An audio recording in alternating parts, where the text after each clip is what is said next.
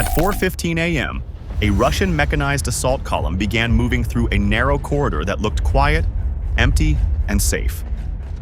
Inside the T-90M tanks and BMP-3 vehicles, crews watched the world through thermal optics and digital displays, protected by thick armor and powerful electronic warfare systems. The formation moved in discipline, distance between vehicles carefully measured, radios controlled, jammers running at full power. Everything looked professional. Everything looked under control. For the crews inside those vehicles, this was just another assault operation. But the battlefield they were entering was already prepared for them long before they arrived. What followed over the next minutes was not a battle in the traditional sense, but a demonstration of how modern warfare can dismantle a heavy mechanized assault step by step until nothing moves anymore. The mechanized assault column that moved into the corridor was built around a classic armored assault structure. And understanding how this formation worked is important to understand why the entire operation later collapsed. At the front were T-90M main battle tanks, which are among the most modern tanks in Russian service, and their role was to lead the advance, detect threats, and engage enemy positions if resistance appeared. Behind the tanks were BMP-3 infantry fighting vehicles carrying mechanized infantry, and these vehicles were designed to move with the tanks, protect soldiers from small arms fire and artillery fragments, and allow infantry to dismount quickly once the objective area was reached. Inside the formation there were also logistics vehicles carrying ammunition and fuel, because armored assaults consume large amounts of both, and without supply vehicles even the most advanced tanks cannot continue fighting for long. In addition to that, electronic warfare vehicles were part of the column, and their job was to jam enemy drones, disrupt radio communication, and reduce the enemy's ability to observe the formation from the air. This type of formation was not improvised for a single battle, but built on decades of mechanized warfare doctrine, which was developed during the Cold War and refined in later conflicts. The main idea behind mechanized assault doctrine is that armor, infantry, artillery, and electronic warfare must operate together as one system rather than separate units, because a tank alone is vulnerable to infantry with anti-tank weapons, infantry alone is vulnerable to artillery and machine guns, and artillery alone cannot capture terrain. When these elements move together, tanks provide heavy firepower and protection, infantry secure ground and protect tanks from close threats, artillery strikes targets from distance, and electronic warfare reduces the enemy's ability to see and communicate. The formation therefore relies on coordination, communication, and most importantly movement, because a moving armored column is much harder to target than a stationary one. And as long as the formation keeps advancing, it keeps initiative and pressure on defenders. In many past wars, including conflicts in the Middle East and earlier phases of the war in Ukraine, armored assaults often succeeded when they maintained speed and coordination, because defenders had limited surveillance and slower artillery response times. A fast-moving column could cross dangerous areas quickly, break through defensive lines, and force defenders to retreat before they could organize a proper response. For this reason, mechanized doctrine often emphasizes momentum, because momentum creates confusion for defenders and reduces the time they have to react. Once a column slows down, stops, or becomes disorganized, it becomes much easier to track an attack, which is why commanders usually try to keep vehicles moving even under fire. However, in this particular operation, the assault column did not advance across open terrain where vehicles could spread out and maneuver freely, but instead moved into a narrow corridor where vehicles were forced to travel almost in a single line. In such terrain, tanks cannot easily turn around, infantry vehicles cannot move off the road, and every vehicle depends on the one in front of it continuing to move. If one vehicle stops, the entire formation behind it must also stop, and if vehicles behind cannot reverse or leave the road, the formation quickly becomes compressed into a long line of armored vehicles with very little space between them. This type of terrain removes one of the main advantages of mechanized warfare, which is maneuver, and once maneuver is removed, even heavily armored vehicles become vulnerable because they cannot reposition, cannot avoid incoming fire, and cannot spread out to reduce damage. From the outside, The column still looked strong and organized while entering the corridor because the vehicles were intact, communication systems were operating, and electronic warfare equipment was active. But the environment had already limited their options without the crews fully realizing it. The formation was designed for movement across open terrain, not for movement through a narrow corridor where every vehicle was locked into the same path with almost no room for error. Once inside such terrain, the entire assault formation effectively becomes a chain where every vehicle is a link, and if one link breaks, the entire chain stops moving. The defenders understood this very well, and instead of attacking the entire formation at once, they focused on a much simpler and more effective objective, because they did not need to destroy every vehicle immediately and did not need to fight a direct battle against heavy armor. Their first objective was to remove mobility, because once the column stopped moving, everything else would become easier. The most important idea to understand in this battle is that the defenders did not try to destroy the armored column immediately, because their first objective was to stop movement, not to destroy vehicles. In modern warfare, mobility is often more important than armor thickness, because a moving vehicle is difficult to hit, difficult to track, and difficult to surround. But a vehicle that cannot move will eventually be targeted, surrounded, and destroyed. For this reason, many modern anti-armor tactics focus first on immobilization, which means stopping vehicles in place, and only after that comes destruction. This approach reduces risk for defenders and increases the effectiveness of artillery and drones. To immobilize the column, the defenders targeted specific points rather than the entire formation, because stopping one or two vehicles in the right location can stop dozens of vehicles behind them. Mines were placed at key positions where vehicles had to pass, and terrain obstacles such as narrow roads, water canals, or soft ground limited the ability of tanks and infantry vehicles to leave the main path. When the lead vehicle was hit or damaged, the vehicles behind it had no room to pass, and when artillery or mines hit vehicles at the rear, retreat became impossible. This created a situation where the entire column was trapped between a blocked front and a blocked rear. And once this happened, the formation lost its most important advantage, which was movement.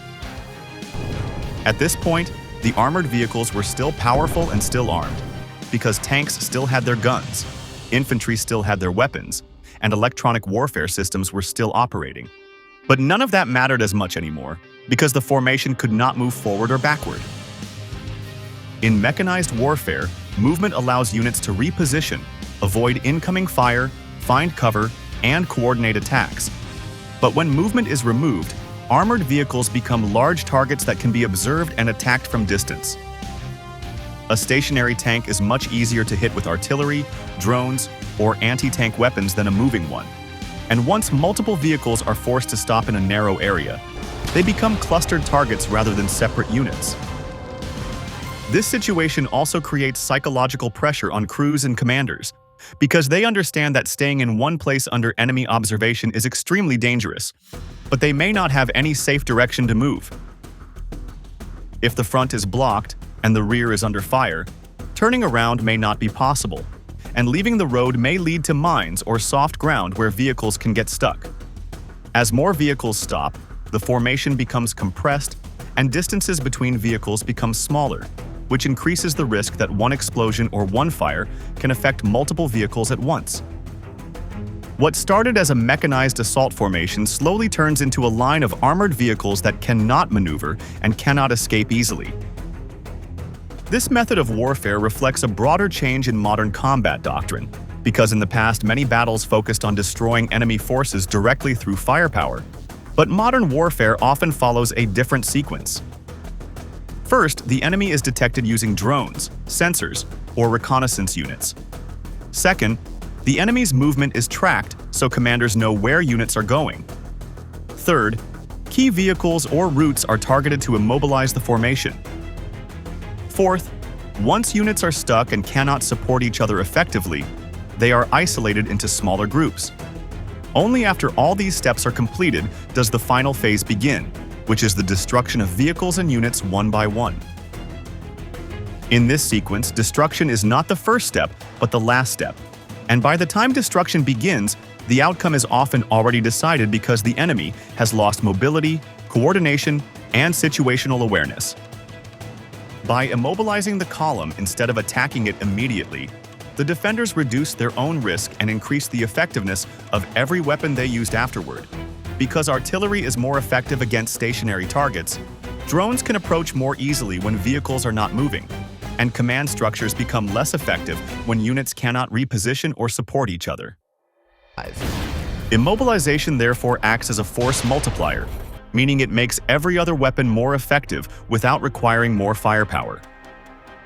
Once the column was immobilized and trapped inside the corridor, the defenders did not rush into a direct battle, because they understood that time was now on their side, and that the trapped formation would become more vulnerable every minute.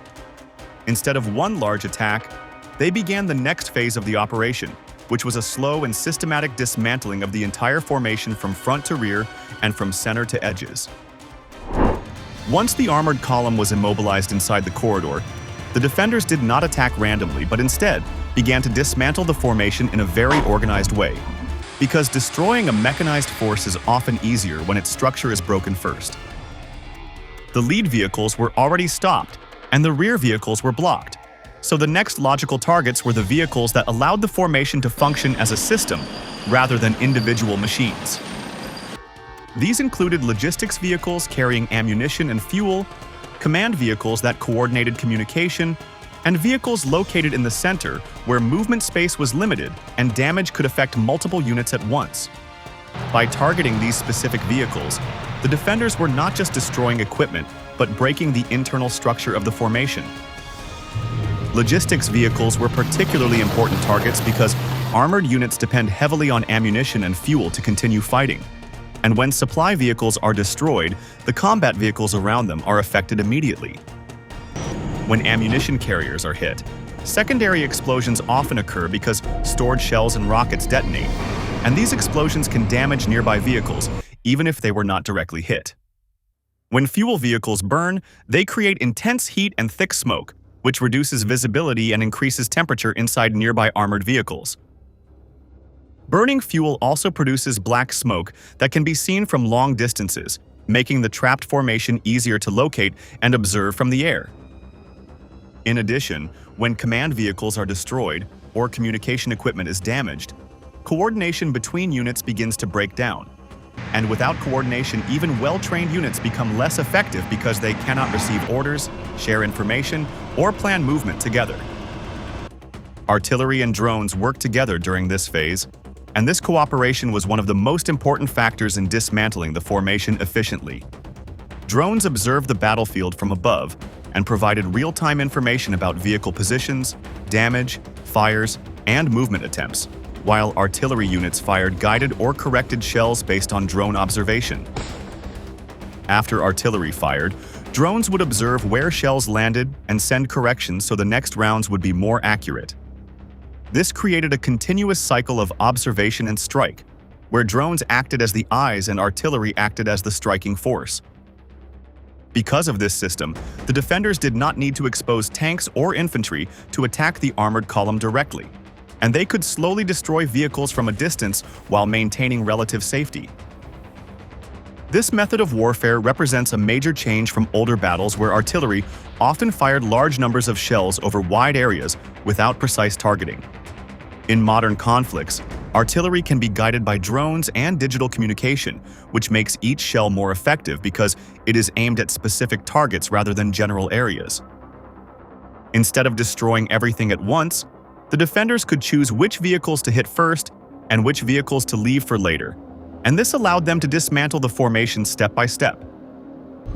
By hitting supply vehicles, command vehicles, and vehicles in the center of the column, they created fires, explosions, smoke, confusion, and communication problems inside the formation, and all these factors reduced the ability of the trapped units to organize any coordinated response.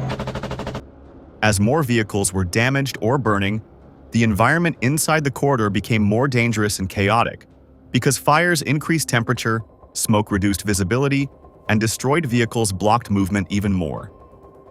Crews inside armored vehicles could see burning vehicles ahead of them and damaged vehicles behind them, and they knew that staying in the same position under constant observation was extremely dangerous. However, moving forward or backward was often impossible because the path was blocked and the terrain around the road was unsafe. This situation created both physical and psychological pressure on the crews because they were trapped inside armored vehicles that were designed for movement but now could not move. By this stage, the armored column was no longer acting as a coordinated assault force but had turned into a line of isolated vehicles, some burning, some damaged, and all under constant observation from drones above. The defenders did not need to rush because time was now working in their favor, and every minute the trapped formation became weaker, more disorganized, and more vulnerable to further attacks. The battle was no longer a fast-moving armored assault, but a slow dismantling process where each vehicle and each unit was gradually removed from the fight.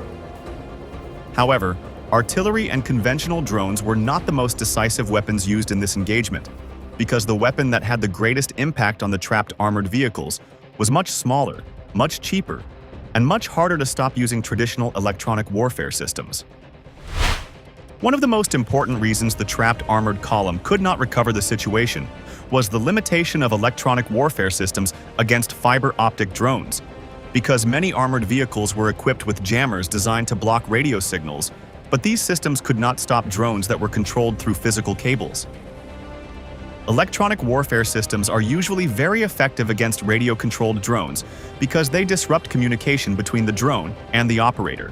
And once the signal is lost, the drone often crashes or loses control. For many years, armies believed strong jamming systems could protect armored vehicles from drone attacks, and in many cases this was true when drones relied on radio frequencies to operate. However, fiber optic drones change this situation because they do not depend on radio signals, and instead they are connected directly to the operator through a thin fiber optic cable that transmits video and control signals. Fiber optic drones work differently from traditional drones, and this difference makes them very difficult to stop using electronic warfare. The drone carries a spool of fiber optic cable, and as the drone flies forward, the cable unrolls behind it, creating a physical connection between the drone and the operator. Because the signal travels through the cable rather than through the air, electronic jamming systems cannot block or interfere with the control signal. This means the operator can continue to control the drone, even in areas with heavy electronic warfare activity. The drone can move slowly, change direction, hover near a target, and then strike precisely at weak points such as turret roofs, engine compartments, or open hatches. Since the operator sees live video through the fiber optic cable, the drone can be guided very accurately even in smoke, fire, or poor visibility. These drones became especially dangerous in a situation where the armored column was trapped in a narrow corridor and could not maneuver, because vehicles that cannot move are easier targets for slow and precise weapons. In open terrain, armored vehicles can move, change position, hide behind terrain, or use speed to avoid drones. But inside a narrow corridor with blocked front and rear movement, vehicles have very limited options. Fiber optic drones can approach slowly, observe the vehicle from above, and then dive into weak armor areas where protection is thinner. The top armor of most tanks and infantry fighting vehicles is much thinner than the front armor, because tanks are designed to fight enemies in front of them, not attacks from directly above. This design weakness becomes very dangerous when drones attack from high angles. Another important factor is cost and efficiency, because fiber optic drones are much cheaper than tanks and infantry fighting vehicles, yet they can destroy or disable vehicles that cost millions of dollars. This creates an economic imbalance where relatively inexpensive weapons can destroy very expensive equipment. In modern warfare, this cost difference is very important because losing a tank is not only the loss of a vehicle, but also the loss of trained crew, ammunition, and operational capability. When multiple vehicles are destroyed by small drones, the attacking side achieves a very high return compared to the cost of the weapons used. As more fiber optic drones entered the corridor, vehicles that were already damaged or blocked became even more vulnerable, because drones could attack vehicles that were not moving and could select targets one by one. Instead of a traditional battle where two armored forces exchange fire, this situation looked more like a slow dismantling process where vehicles were destroyed individually. Each drone attack reduced the number of operational vehicles, reduced firepower, and increased pressure on the remaining crews. Communication became more difficult, coordination became weaker, and units inside the corridor started to operate more like isolated vehicles rather than a coordinated formation. At this stage, the mechanized assault formation was no longer fighting as a unified force, because each vehicle was dealing with its own problems, its own damage, and its own survival. Some vehicles were burning, some were damaged, some had lost communication, and some crews were waiting for orders that might never arrive. The formation that had entered the corridor as a coordinated assault unit had now turned into a group of isolated vehicles under constant observation and attack from above. As more vehicles were damaged and burning, another serious problem began to appear inside the armored vehicles, and this problem forced crews to make one of the most dangerous decisions in mechanized warfare. As more vehicles were damaged and burning inside the narrow corridor, the situation inside the armored vehicles began to change rapidly, and the biggest threat was no longer enemy fire alone, but the environment inside the vehicles themselves. When armored vehicles are hit, or when nearby vehicles burn, the temperature inside the metal hull rises very quickly because armored vehicles are in closed spaces with limited ventilation. Smoke from fires outside can enter through damaged areas or open hatches, and once smoke enters the vehicle, it reduces visibility and makes breathing difficult for the crew. Electronics inside the vehicle may begin to fail because heat and smoke damage sensitive systems, and communication equipment may stop working, which makes coordination with other vehicles more difficult. Ammunition stored inside the vehicle can also become unstable if the temperature rises too high, and this creates the risk of internal explosions, which are extremely dangerous for the crew. Under these conditions, crews cannot stay inside the vehicle indefinitely, because armored protection only works if the vehicle itself is functioning and the internal environment is survivable. Fire suppression systems exist in most armored vehicles, but they are designed to stop small fires inside the vehicle, not large external fires or continuous heat from burning vehicles nearby. If multiple vehicles are burning in a narrow area, the heat builds up and the temperature inside nearby vehicles can reach dangerous levels. Crews must then decide whether to remain inside a damaged or overheating vehicle or leave the vehicle and face danger outside. This decision is one of the most difficult choices in mechanized warfare because both options are dangerous. Leaving the vehicle is called dismount, and mechanized infantry are trained to dismount and fight on foot when necessary. But dismounting inside a kill zone is very different from dismounting during a planned assault. Inside the vehicle, soldiers are protected by armor from small arms fire, artillery fragments, and some explosions. The vehicle also provides communication systems, night vision equipment, and coordinated movement with other vehicles. Once soldiers leave the vehicle, they lose most of these advantages and become exposed to the battlefield environment directly. In a situation where drones are observing from above and artillery is adjusted based on drone observation, soldiers on foot are much easier to detect than armored vehicles, especially when thermal imaging is used because human bodies produce heat signatures that are clearly visible from the air. By 4:45 a.m., the result was clear, and the real story was bigger than the loss of tanks and BMPs. What collapsed in that corridor was not just one Russian assault, but the old belief that heavy armor, strong jamming, and mass alone can still dominate a modern battlefield. In this case, those strengths turned into liabilities for Russia, because once the column lost movement, every expensive vehicle became easier to track, isolate, and destroy. That is the deeper lesson here.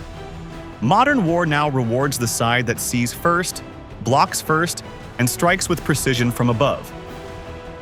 Firepower still matters, but awareness, timing, and coordination matter more.